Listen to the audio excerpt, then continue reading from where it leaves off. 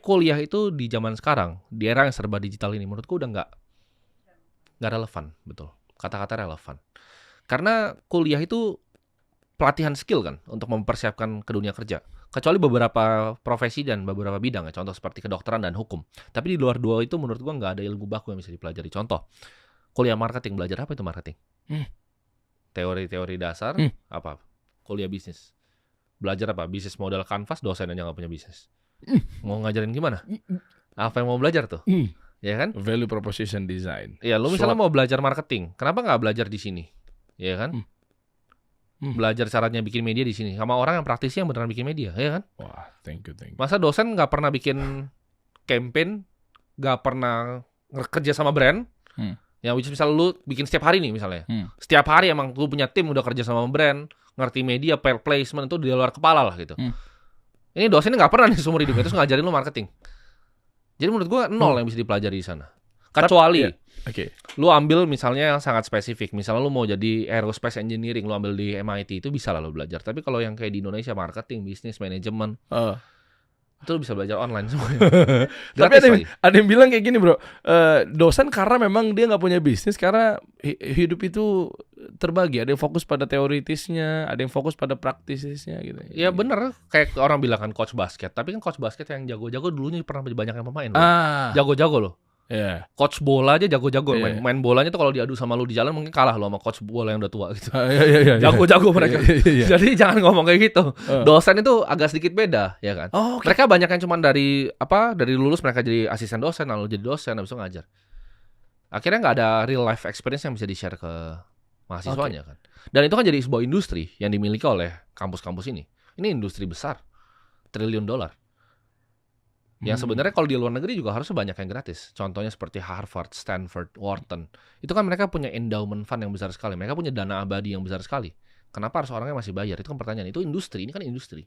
Oh, soalnya pola mereka wakaf produktif ya? Oh iya, betul. Harus. Kalau di kita kan bukan begitu ya? Ya, jadi jawabannya adalah ini adalah sebuah industri, sebuah bisnis kan. Ini sebuah industri. Jadi kalau misalnya menurut gua apakah ini berfungsi, ya enggak. Karena gua semester 1 gua masuk, gua langsung out gua. Yang ada ilmu yang gue bisa pelajari gitu. Semua ilmu yang diajarin, contoh mau belajar software ya, mau belajar IT, itu semua outdated, ketinggalan. Tools yang dipakai, programming language yang dipakai, ya itu sudah ketinggalan sekali. Dan sekarang kan teknologi cepat sekali. Kuliah itu untuk ganti sebuah kurikulum tuh luar biasa ribet. Dia mesti ganti bukunya dulu, dia ganti. Wah, itu panjang. Jadi pasti ketinggalan. Sekarang teknologi itu berubah cepat sekali, bro. Jadi contoh seperti dulu, kereta kuda itu ada selama 1900 tahun. Kereta kuda. Dalam 10 tahun tuh jadi mobil. Dunia tuh seperti itu. Dalam 50 tahun tuh udah jadi pesawat.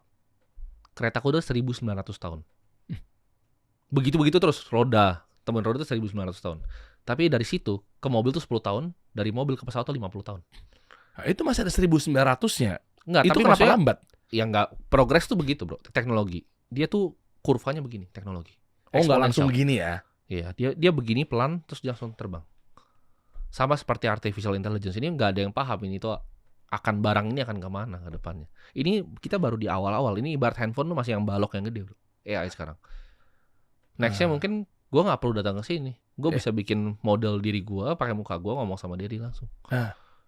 Jadi ini akan jauh sekali ke depannya perkembangannya.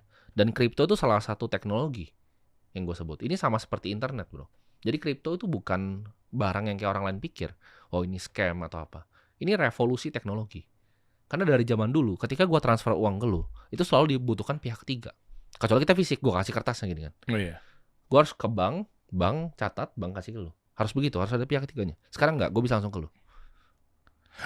Lewat Bitcoin. Lu punya dompet lu sendiri, gue punya dompet gue sendiri, gue kasih ke lu. Tapi itu mata uang apa komoditi ya?